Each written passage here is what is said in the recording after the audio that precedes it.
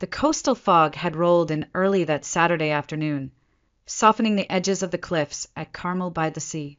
From our tiny balcony, the rhythmic crashing of waves below should have calmed me. Instead, my hands trembled violently as I stared at my phone. 5 times I had read the same message, each time hoping the words might magically change. Sorry, Madison. We won't be attending your tiny wedding. It's too far to travel for something so small. It was signed with my mother's name, Elaine Turner, cold and formal like a stranger. The next notification buzzed before I could even blink. Samantha, then Vanessa, David, Jason. One after another, my siblings piled on with some version of the same cruel dismissal. We'll be thinking of you, but we can't make it. It just doesn't seem worth the travel for a backyard ceremony. My vision blurred. I sank onto the wrought-tin chair by the railing, curling my legs under me as the late spring chill bit into my skin. The salt air stung my eyes, though it wasn't the wind that brought the tears. I couldn't even respond. I had no words, only a hollow, sinking ache in my chest. Madison. Nathan's voice cut through the haze. I hadn't heard him come outside. My fiancé knelt beside me, his warm hand closing gently over mine. Babe, what's wrong? I couldn't speak. I simply tilted the screen toward him. His dark eyes scanned the text, his brows knitting deeper with every line. When he reached the last one, he exhaled sharply, his jaw tightening. They're actually doing this, I nodded weakly. Not a single one of them is coming. My voice cracked and fell to a whisper. Not even my mom. Nathan stared out toward the horizon, the late afternoon sun casting a cold silver glow over the restless water. We've been planning this for over a year, he said quietly. The most breathtaking spot in all of California. 30 people, a once-in-a-lifetime experience. Every detail perfect because it mattered to you, and they're dismissing it like it's a barbecue in someone's backyard. I pressed my palm against my forehead. They've always treated me like the afterthought, like I was just the extra. Nathan sighed and pulled me into his arms. I stiffened at first, but then I let myself lean into his steady warmth. We knew this could happen, Mads, he murmured. We knew they've never valued what's truly important. But this day isn't about them. I closed my eyes, breathing in the faint scent of cedarwood cologne clinging to his shirt. I wished his words could erase the ache. They couldn't. They think we're poor, I whispered bitterly. They think our small guest list means we couldn't afford a real wedding. Nathan gave a short, humorless laugh. If only they knew. 6 months earlier, Nathan had quietly sold his tech startup for a figure so large I couldn't even say it out loud. The money sat untouched except for this wedding, our dream day, which was now becoming my private nightmare. We had chosen to tell no one, not even our closest friends, let alone my family. We wanted to be seen for who we were, not what we had. Let them believe what they wanted. Nathan brushed my damp cheek softly. We can still walk away from this, you know. Courthouse wedding. Sunset elopement. We don't have to give them the satisfaction of ruining our joy. I shook my head, swallowing the lump that had taken residence in my throat. No, they don't get to take this from me, too. I stared out at the darkening water, the sun slipping slowly behind the veil of fog. We moved forward, with or without them. The wind picked up as if answering me. Nathan squeezed my hand. Then we'll make it the most beautiful day imaginable for us and only us. My phone buzzed once more. A group family chat notification. Samantha had posted. My stomach clenched. I tapped it open with dread. Well, at least Madison won't have to worry about real expectations. Can't wait to see how low budget this will be. The tears froze mid-fall. Something inside me snapped, not with sadness this time, but with an icy wave of clarity. I stared at the screen until my vision cleared. Then I lowered the phone onto my lap, my heartbeat finally slowing as a strange calm settled over me. They thought they could humiliate me, They thought I'd crumble like I always had before. Not this time. The next morning, I stood alone at the wide glass window of our apartment, watching the early light creep slowly across the sea. I cradled my coffee cup, letting the heat burn against my frozen fingers. Sleep had been impossible. The cruel messages echoed in my mind like a bitter chant. Backyard wedding. Not worth it. Low expectations. The steam from my cup drifted lazily upward, and suddenly the years peeled back like pages of an old, worn book. I was 7 again, standing at the edge of our backyard in Sacramento, clutching a deflated balloon from Vanessa's elaborate birthday party. She had a magician, a pony, a bouncy castle.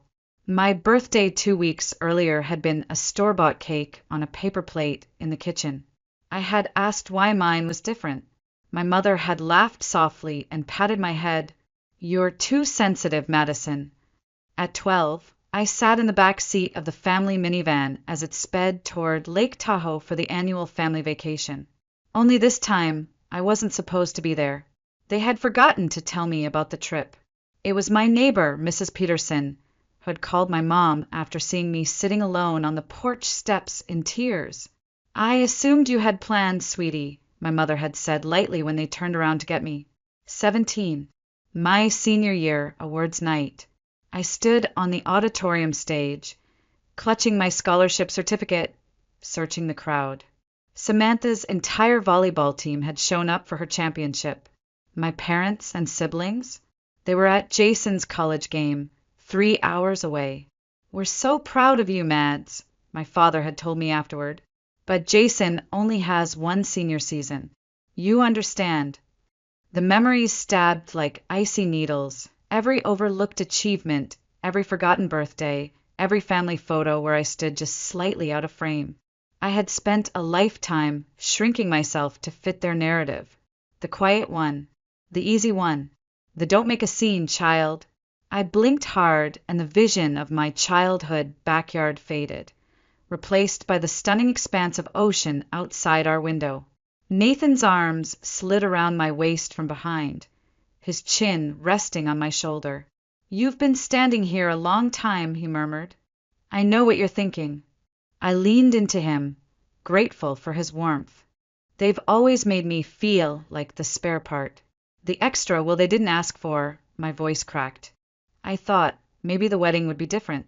Maybe they'd finally show up for me. Nathan held me tighter. "You wanted to believe this time would be the exception." I nodded silently, watching the waves below toss and roll, indifferent to my pain.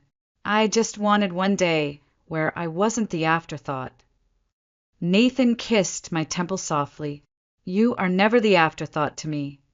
For the first time that morning, I smiled faintly. My reflection stared back at me in the glass, eyes rimmed with fatigue, but somewhere inside a small ember remained. They had rejected me over and over, but this time I would not shrink. This time I would not disappear quietly into the background. I set down the empty cup and turned slowly to face Nathan. My voice was calm, steady. "I'm done begging for their approval. We're going to have the wedding we planned, with or without them." He studied me for a long moment, then nodded in silent agreement. "With or without them." The days that followed blurred into a constant rhythm of details and decisions. Seating charts, floral arrangements, last-minute fittings. I buried myself in the checklist, convincing myself that focusing on perfection could numb the ache inside. It didn't. Every time I touched my wedding dress, a custom-made creation that had taken 6 months and more money than I dared admit, I imagined my sisters gossiping cruelly behind their phones. Backyard wedding. Probably some cheap online dress. I ran my hand down the intricate lace bodice, now hanging solemnly from the bedroom door. My eyes stung again. At 10 a.m. On Wednesday, Rachel knocked gently and let herself in, balancing a tray of herbal tea and freshly baked scones. "You forgot to eat again," she scolded, her warm southern accent softening the words. Rachel was my neighbor, 72 years young, a widow who had become my unexpected confidant since Nathan and I moved to Carmel, where my family had turned away. Rachel had stepped in without hesitation, filling the empty spaces with kindness I had stopped believing existed. "You're wasting away, child." She set the tray down and pulled me into a gentle hug. I let myself melt for a moment into her familiar lavender scent. Rachel stood back, studying me through sharp blue eyes.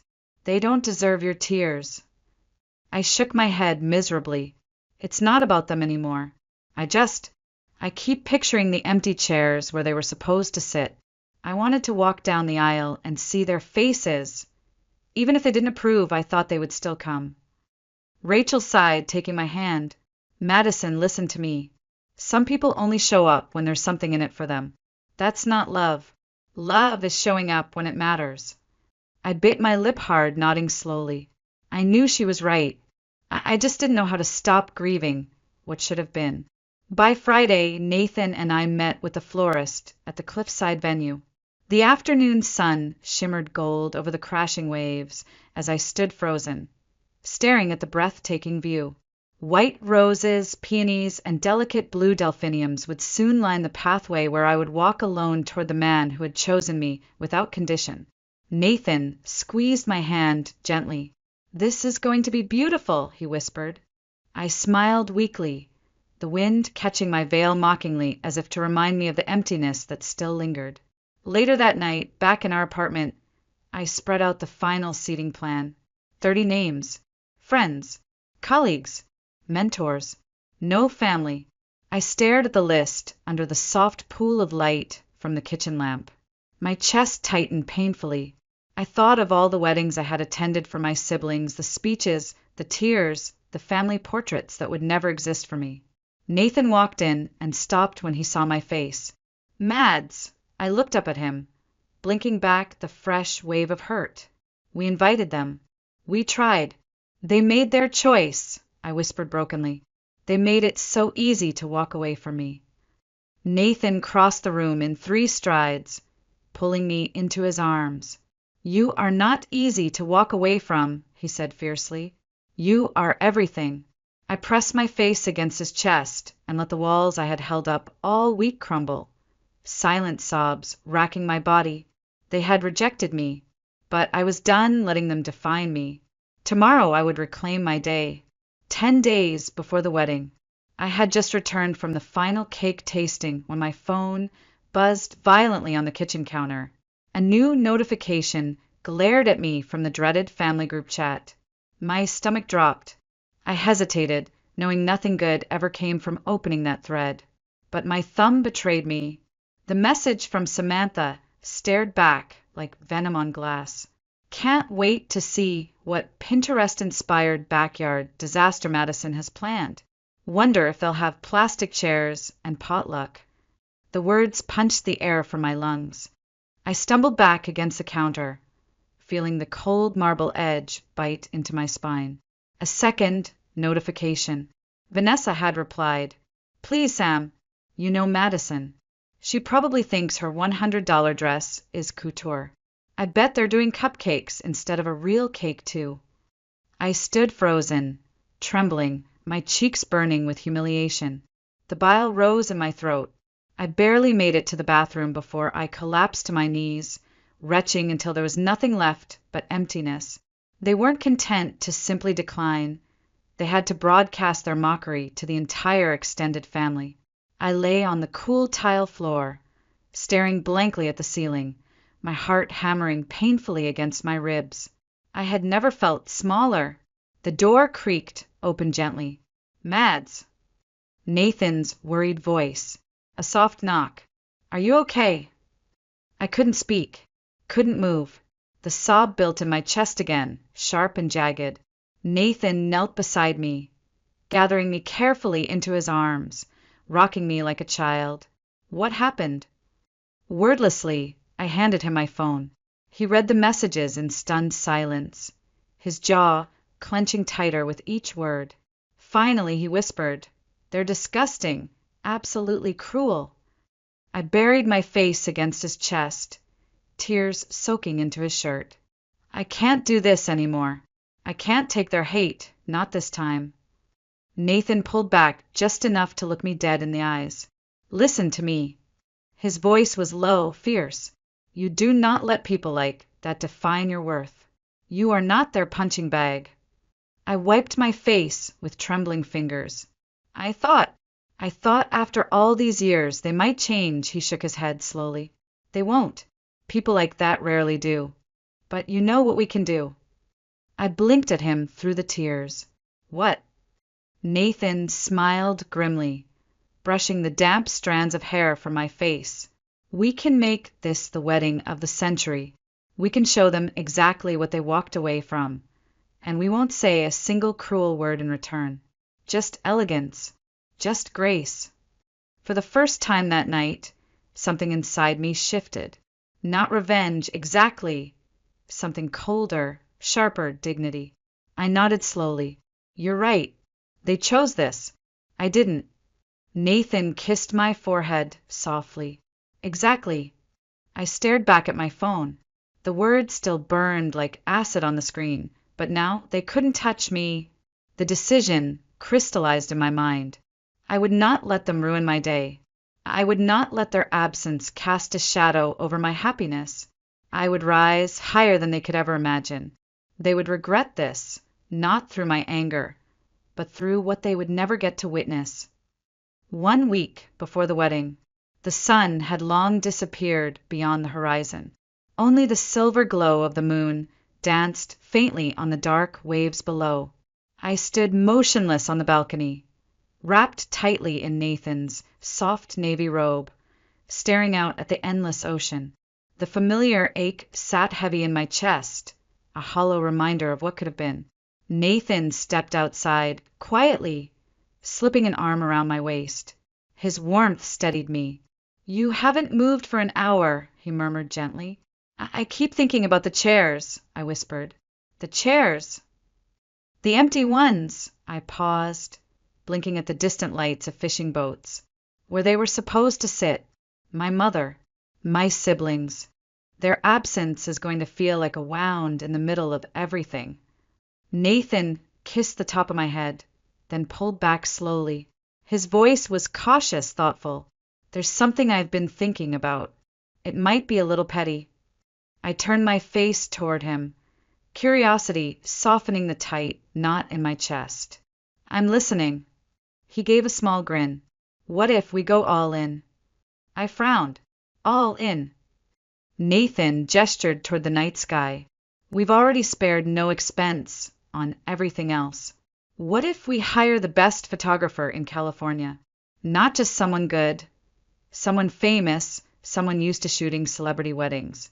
We capture every single perfect detail. The flowers, the sunset, your dress, the table settings, the dance, all of it, every frame flawless. I stared at him, stunned by the idea, and then, we don't post a single thing, not right away. We wait. His eyes locked with mine. A month, maybe more. Then, just when they've convinced themselves they were right, we release a few photos. No comments, no captions designed to hurt. Just images so breathtaking that the world will see exactly what they chose to miss. I blinked, my heart racing. You're serious? Nathan nodded. I am. A slow, disbelieving smile spread across my lips, the first genuine smile in days. That's wildly petty. Petty can be therapeutic, he said with mock solemnity. I laughed for the first time in what felt like forever. The tension eased from my shoulders, the weight lifting just slightly. It would be a reminder without ever saying a word. Exactly. We stay gracious. We stay silent. And we let the truth speak louder than anything they ever said. I inhaled deeply, feeling the salt air fill my lungs. The plan was bold, simple, and deliciously elegant. I nodded slowly. Let's do it. Nathan grinned and tugged me gently back inside, where warm candlelight flickered across the walls. The next morning I made the call. The photographer Nathan had in mind wasn't just expensive. She was nearly impossible to book. But when I described the location, the vision, and the story without naming names, she agreed instantly. I'll make it look like a royal wedding, she promised confidently. For the first time in weeks, I felt in control. I felt empowered. They had mocked me, abandoned me, and humiliated me in public, but they would never steal my dignity. I would not be bitter. I would not be cruel. But they would see what they had missed. Oh yes, they would see. The morning of May 28th arrived like a whispered promise. Clear skies, a soft breeze. The cliffs at Carmel by the Sea shimmered under a blanket of golden sunlight as waves danced below.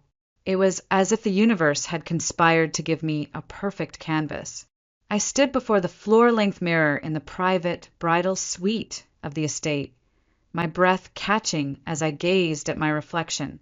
The gown meticulously hand-stitched from French lace and silk tulle, fit like a dream. A cathedral-length veil cascaded behind me, edged in delicate pearls. Rachel stood behind me, eyes glassy. "My lord," she whispered, dabbing the corner of her eye with a tissue, "you look like you walked out of a fairy tale." The music outside drifted faintly up the hillside. My heart raced, not with nerves, but with something I hadn't expected. Peace. There would be empty chairs. They had made their decision. But the people who had shown up, the people who had chosen me, were enough. Nathan stood at the altar below, a silhouette against the rolling ocean, his dark suit sharp and classic, his face turned expectantly toward the winding path of white rose petals where I would soon appear. I breathed deeply, nodded at Rachel, and stepped out. The gentle sound of a string quartet rose as I walked slowly toward the crowd of 30 cherished guests. My best friends, former professors, colleagues who had become family. Each smiled warmly as I passed, their eyes filled with kindness. The platform where we would exchange vows had been transformed into a masterpiece of cascading white orchids and flickering candlelight. The Pacific Ocean stretched out endlessly behind it, the water glinting like liquid sapphire under the noon sun. When Nathan's gaze met mine, his lips parted slightly. His eyes glistened. "You are breathtaking." I smiled softly as I reached his side. My fingers trembled as they laced through his. The ceremony unfolded like a dream. We spoke our own vows under the open sky, voices barely above a whisper, yet carrying on the ocean breeze. Nathan's words pierced straight into my soul. "I vow to be your family now, and always, the one who shows up, the one who never leaves you standing alone." I swallowed hard, barely able to speak through the emotion constricting my throat. I vow to never let the absence of others define my worth. I choose you, Nathan. I choose this life we will build together. As the officiant pronounced us husband and wife, a soft cheer rippled through our guests. Nathan swept me into his arms for our first kiss as a married couple. The ocean behind us seemed to glow, the setting sun casting a halo of light that the photographer later said was so perfect it didn't seem real. The reception took place inside a glass-walled pavilion perched atop the cliffs. Long tables were draped in hand-embroidered linens. Hundreds of white roses spilled from towering vases. Crystal glasses sparkled beside gold-rimmed plates. Our guests gasped audibly when the first course arrived, a delicate lobster bisque served in Venetian glass bowls, paired with vintage champagne that cost more than my first car. Rachel leaned over and whispered conspiratorially, "They called it tiny?" She shook her head. "If this is tiny, I can't imagine grand." I laughed, the sound bubbling from somewhere deep and free inside me. As the sun melted into the sea, casting brilliant shades of pink and orange across the waves, Nathan and I danced our first dance on a custom-built Italian marble floor imported just for this night. The music wrapped around us like silk as the photographer circled silently, capturing every stolen glance and whispered laugh. By midnight, the party was still alive with energy. We dined on 7 exquisite courses and cut into a 5-tier cake flown in from a Parisian patisserie. The guests sipped rare wines, danced barefoot under the stars, and marveled at the night sky. At 2 a.m., just as the evening began to wind down, Our final surprise lit up the dark expanse over the ocean. A spectacular fireworks display choreographed to our favorite song. Bursts of gold and silver rained down into the waves, the reflections glittering like 1,000 tiny suns. Nathan wrapped his arms around me from behind as the last firework faded. "No regrets," he murmured softly into my ear. I watched the quiet water settle again. The ache was still there, the missing faces, the cold chairs that had remained empty. "Just one," I whispered, leaning back against him. "They'll never know what they missed." Nathan kissed my temple, his voice rich with satisfaction. "Oh, they will." For weeks later, the wedding album arrived in a heavy leather-bound box, wrapped with a satin ribbon.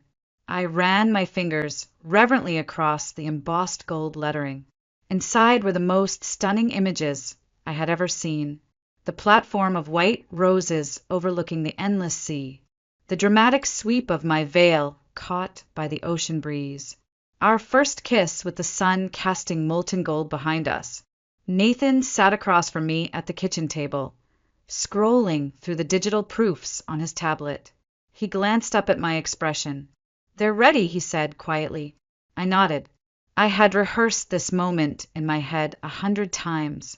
Part of me had wondered if I could go through with it, but then I remembered every cruel message, every snide remark, every moment they had made me feel invisible. That morning, I selected just 3 photos, the perfect trifecta. The first showed the ceremony setup, 30 pristine white chairs, an ocean backdrop, the floral arch cascading down into perfection. The second captured the reception table at sunset, crystal and gold sparkling under flickering candlelight, the silhouettes of our guests laughing and toasting under the dusky sky. The third, the most devastating, Nathan and me dancing alone on the marble floor, my gown glinting like diamonds. The entire scene looking more like a royal gala than a private wedding. I uploaded them with a simple, understated caption. 1 month ago today, I married the love of my life in the most perfect, intimate ceremony overlooking the Pacific. Small, meaningful, absolutely perfect. Hashtag just married, hashtag 1 month anniversary, and I waited. It didn't take long. Within an hour, my phone exploded with notifications. Friends who had attended commented immediately, gushing over how magical the night had been. Then came the others, colleagues, neighbors, acquaintances. Words like breathtaking, spectacular, looks like a movie set, and "this is the most beautiful wedding I've ever seen" flooded the comment section. And then the silence broke. My youngest sister, Megan, was first. A private message blinked onto my screen. "WTF, Madison?" My fingers hovered over the reply button, but I said nothing. 2 minutes later, Samantha commented publicly under the photos. "This doesn't look tiny at all. Why didn't you tell us it was going to be like this?" Vanessa added shortly after, "We assumed it was going to be something casual. You never told us it would be this extravagant." I stared at the screen, feeling my heartbeat slow. I showed the phone to Nathan, who sat working at his laptop. His face remained unreadable as he scrolled through the desperate comments. "Feel good?" he asked finally. I thought about it. The rush of vindication was undeniable. The same people who had mocked me, who had called it a backyard mess, were now scrambling to rewrite the narrative. "Yes," I admitted, "but underneath that, I also feel sad. They don't regret missing my wedding because they love me. They regret missing a photo opportunity."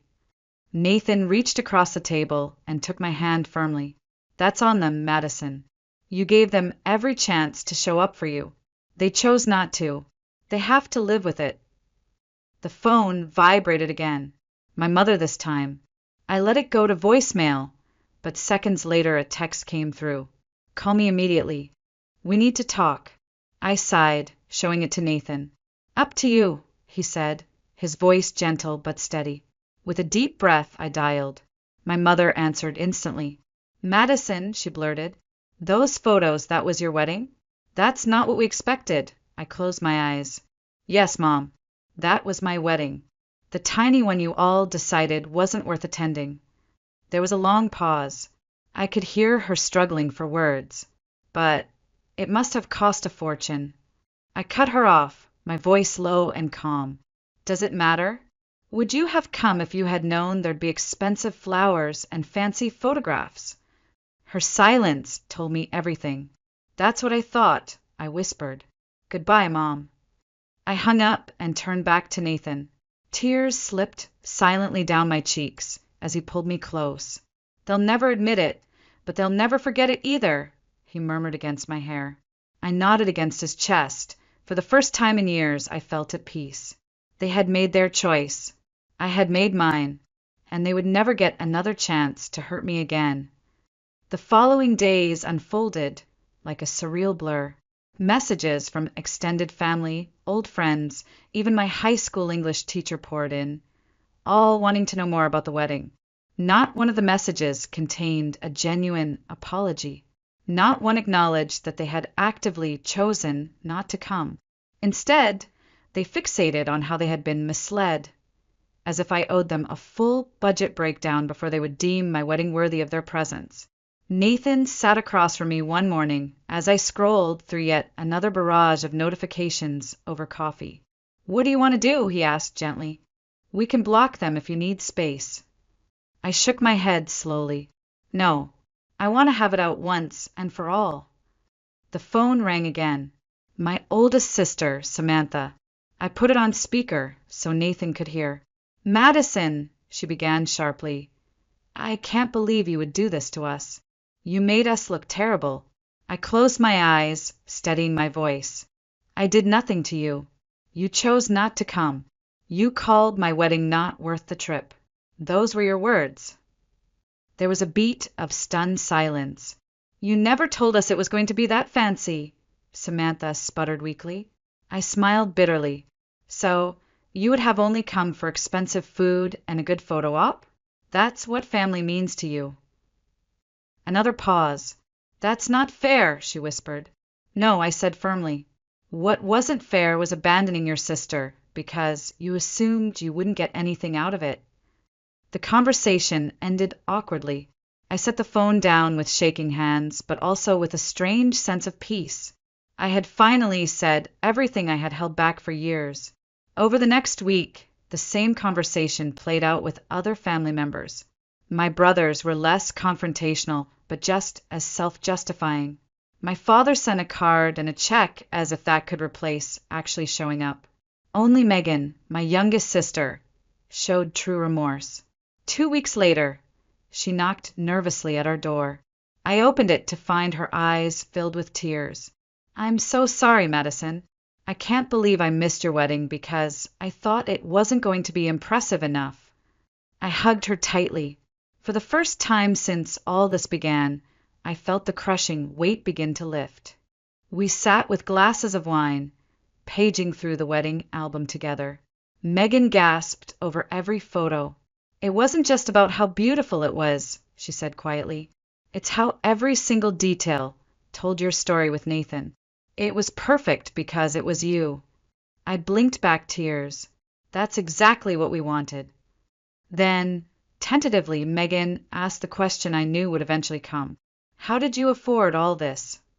Nathan and I exchanged a look. He gave a small nod. I sold my company last year, he said simply. We never wanted anyone to know. We wanted the day to be about love, not money. Megan shook her head, her eyes wide with realization. I assumed wrong. We all did. We judged you unfairly. I smiled softly. At least you can admit it. You're the only one. Later that evening, as Nathan and I lay in bed under the soft glow of the moonlight streaming through the window, I traced the lines of his palm slowly. Any regrets about posting the photos? He asked quietly. I thought about it. No, I said finally. The photos forced them to face what they did. They needed to know the consequence of their choices, and I needed to stand up for myself. Nathan kissed my forehead. You handled it with more grace than I ever could have. I smiled faintly. The irony is, I would have been just as happy with a courthouse ceremony as long as they had been there to witness it. He tightened his arms around me. That's why I love you. 6 months later, we hosted a small dinner party for our first anniversary. My entire family attended, bringing thoughtful gifts and awkward smiles. The wounds weren't healed, not completely, they might never be. But for the first time, my mother pulled me aside as she was leaving. Her voice, usually sharp, softened. I learned something from this, she admitted. Showing up matters. Not the size of the event, not what I get out of it, just being there for the people I love. I hugged her, feeling the last icy shard inside my chest begin to melt. Better late than never, Mom. As the door closed behind the last guest, Nathan wrapped me in his arms and kissed my temple. Happy. I stared out at the moonlit ocean, thinking of everything we had survived. The cruelty, the loneliness, the quiet triumph. Getting there, I whispered. Then, laughing softly, he added, maybe for our 5th anniversary, a small vow renewal? Just family this time. I smiled at the symbolism of his suggestion. As long as you're there, the rest is just details. We stood there in the glow of our life together, and I realized something profound. The photos that truly mattered weren't the ones we posted to make a point. They were the quiet moments we had kept for ourselves, moments of forgiveness, growth, and unshakable love. They thought they had rejected me, but I had reclaimed my worth. Not tiny at all, but immeasurably vast.